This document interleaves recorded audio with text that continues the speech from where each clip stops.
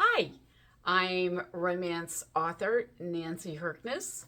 I'm here with Writer Unedited number 98, where I just sit at my writing desk and talk about whatever's going on in my life. In this case, it's going to be strictly in my personal life because it was a big weekend this past weekend. If you happen to miss one of my lives, you can always find them on my YouTube channel, and I'll put a link in the comments. For viewers, please say hi if you're viewing so that I know who I'm chatting with, because that just makes it more fun for me.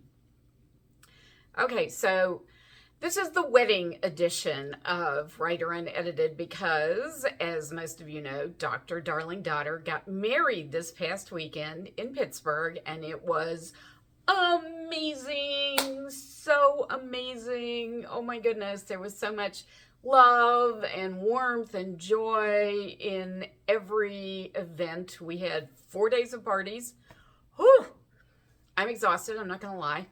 It started out Thursday night with a family party for my extended family, and then Friday was the rehearsal dinner plus a cocktail party for all the out-of-towners because lots of folks came in from elsewhere.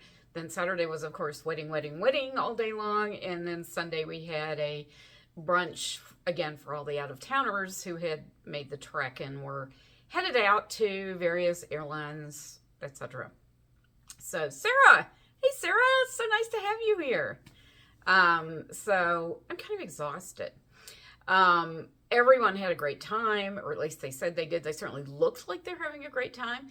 The most important of all, of course, is that Dr. Darling Daughter had a great time. She looked absolutely stunning in her dress, absolutely stunning. And the good news is she has authorized me to post photos on Facebook of the wedding. She said, as long as I don't look bad in them. I was like, of course, I would never do that. But the professional photographer is still sort of going through her photos. I will be starting to do it probably later today. So keep your eyes peeled because there will be wedding pics. There is one photo of me right now in my Mother of the Bride regalia because my wonderful nephew-in-law Charlie said, I want to get a picture of you. We were in between photographic sessions on the wedding day when he very kindly pulled me aside. Okay, so what is weird about my hands? Do you see something different about my hands that you usually don't see? Fingernail polish. I never wear fingernail polish. Dr. Darling Daughter treated me to a mani-pedi. The pedi no one saw because I was wearing closed-toe shoes, but that's okay. I never wear fingernail polish because when you type as much as I do, it just wears off, and it's starting to wear off a little bit. Not because I've been typing, because writing went completely by the wayside for this weekend, so I have nothing to report on Mikkel's book because I did nothing on Mikkel's book. But I will be getting back to that later this week. I have a very long to-do list that I obviously didn't do while I was off shenaniganing in Pittsburgh and celebrating. So here's some of the fun stuff that I brought home. So my wonderful sister is famous for her party favors, which gets people out on the dance floor. So this is one of them. This was a special request of mine because I love that she brought tambourines to another wedding, and I love them. I feel like such a, like I'm a rock star out on the dance floor with my tambourine, especially because it's flashy. So I wanted to share my tambourine with you guys. I also brought one home for my goddaughter, Kennedy, who's 5. I think she'll enjoy it, right? So everyone was on the dance floor. It was a blast, leaving their flashy thingies. And I know I've talked about the cookie table. So this is one of the cookie boxes that you could take home cookies in because there were a gazillion cookies. People were so amazing. I got to say, the Pittsburgh cookie table is one of the great traditions that we need to spread all across the country. It was, and I'll post pictures of it, I promise, just massive amounts of cookies. And I will say this, that when people started taking the cookies and eating the cookies, it was like a locust. I mean, they just swarmed the cookie table, which was good because we had so many cookies. We actually had some left over, which was kind of amazing. But I spent all day, I think it was Wednesday, part of Tuesday and Wednesday, assembling these cookie boxes in my hotel room, sticking the stickers on, This one has an N on it because it's my cookie box. Most of them do not have N's on them. All you need is 11 cookies, right? Sentiments I can certainly agree with. And the problem with the cookie boxes we discovered is they don't nest. So we had 4 giant boxes of cookie boxes to take down with these very unstable towers of cookie boxes in them because they didn't fit one in the other. But they're very pretty, right? And people took home a lot of cookies. And I got to say, the cookie table, we've decided that the next wedding in the family, regardless of where it is, we're doing a cookie table because it's the best. Gail says, nail polish never noticed me. Really? You never noticed that? I noticed it. I still get shocked when I look at my hands. Like, what is that? What is that? Weird. So this I thought was fun. This is my place card. All right, you're learning my last name. You guys have probably figured that out by now. For the wedding reception. And the reason I kept it was I thought it was so clever. Can you see the little fish down in the corner here?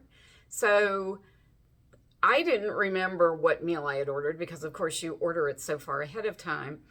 And I'm looking all over the place card for, okay, where does it tell me which one I'm supposed to get? Because they said the place cards would have your meal on it. So it's the fish. How cool is that? And people who ordered steak had a cow. And I think those are the only 2 choices at our table. I don't know what the other ones look like because I don't remember what a chicken. There was a chicken on the chicken ones. And then, of course, there were a couple of vegetarians, vegans. I don't know what theirs looked like, to be honest.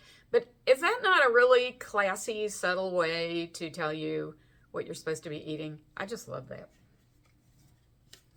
So now I'm going to get to the sentimental part because on the wedding morning, and thank goodness I had not put my makeup on at that point, I went into Dr. Darling Daughter's room and suite to check in with the bridesmaids, and actually I had to bring the dress because the dress had lived in my room overnight because it had gotten steamed because it had gotten a little crushed in the bag. They had steamed it right before they gave it to her, but because it's hanging in a bag and the train was kind of wide, it was a little wrinkly around the train. So we had steamed it in my room.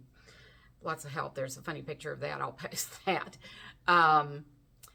So I had gotten assistants to bring the dress to the bridal suite so that Dr. Darling Daughter could put it on. And she said, Mom, come here. I have something for you. So she had several things for me. So she had a beautiful card, which I won't share because it's personal, but it made me cry. Everything made me cry. You know me, I cried. She did a beautiful photo collage of us of what she said were her favorite photos of us, which was, again, and then she had a lovely message at the bottom. Also made me cry. She gave me this handkerchief because she knows I cry. So for your happy tears, and yes indeed, I used it. It's a little smudgy on the back. So that was for my happy tears at the wedding, and yes, I cried. And then the pièce de résistance was an evening bag, and I'm like, oh, that was so thoughtful of her because I literally, wait, I have to take some stuff out of this. I had been struggling to find an evening bag that I liked that was both big enough to hold my phone and, the things I needed, and sort of not too, what's the word, fussy. So I was like, oh, look, this is perfect. And then she said, no, Mom, open it. Okay, so get this. So there's the beading. I love you, Mom. And this is the picture on the lining of us that was on our safari to Africa. Another picture she said is one of her favorites. Did I sob? Oh, yes, I did. Okay, and you all will appreciate this because Dr. Darling Daughter thought about being a writer too before she decided vet was definitely the way she wanted to. She said, Mom, I'm really sorry there's not a comma between the you and the mom. But she said the bag people told her it would look weird and they wouldn't do it.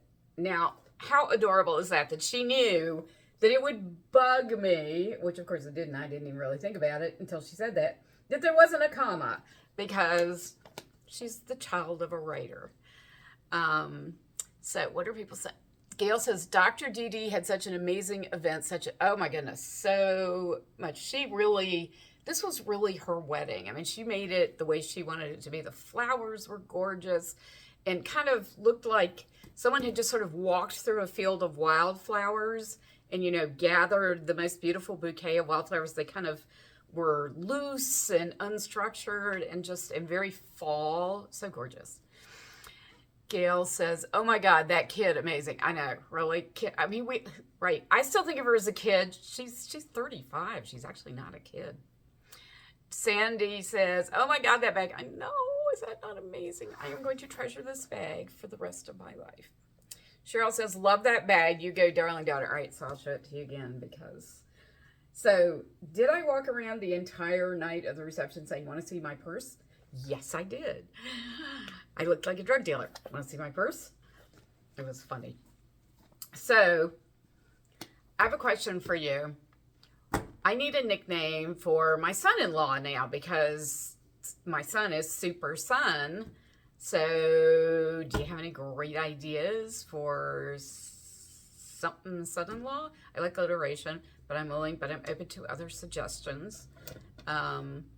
So that's, that's all I got, because I told you there was no writing going on. I didn't even think about poor old Mikkel. He just was not on my radar all last week, because I went out to Pittsburgh on Tuesday, had a lovely quiet dinner with just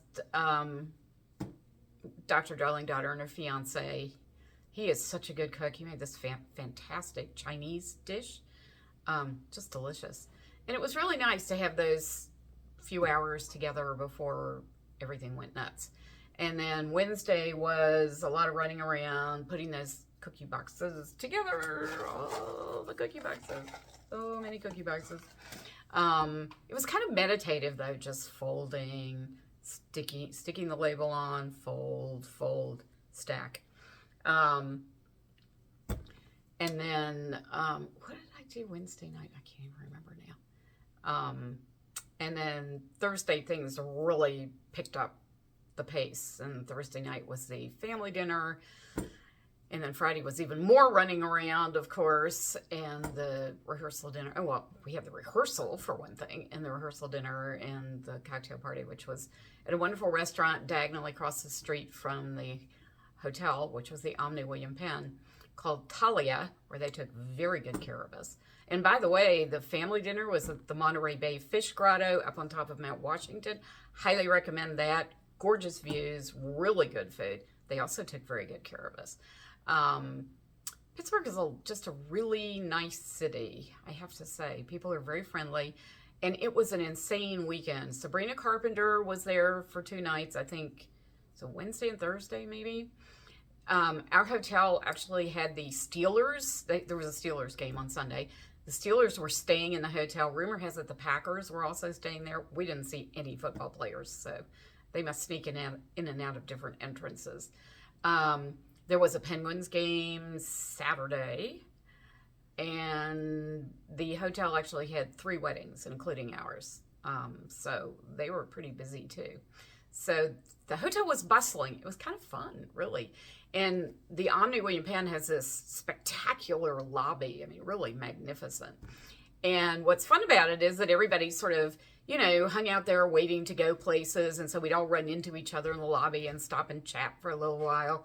And people went to the Andy Warhol Museum and to the Heinz Museum. And they took the incline up to the top of Mount Washington. And where else did people go?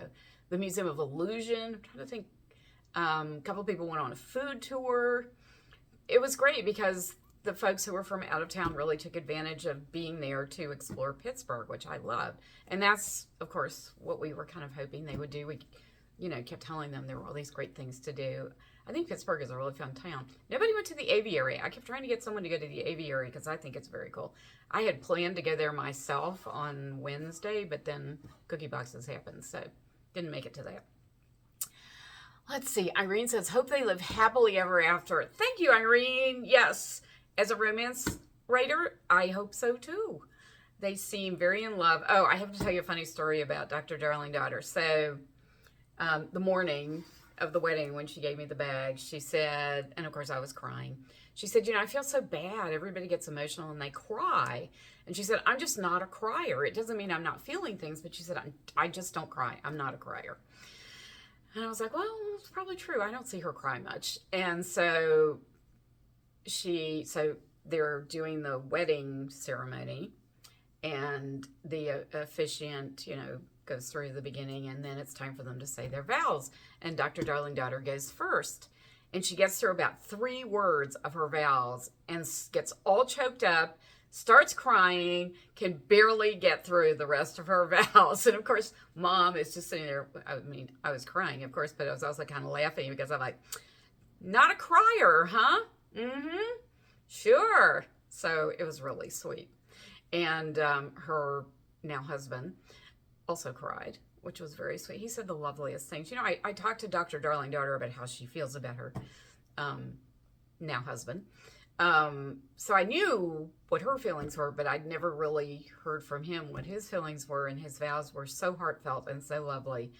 I was very moved, and I used my happy tears handkerchief to cry, to mop up the tears. So it was a lovely, lovely wedding. And I'm exhausted and I don't want to do it again for a while.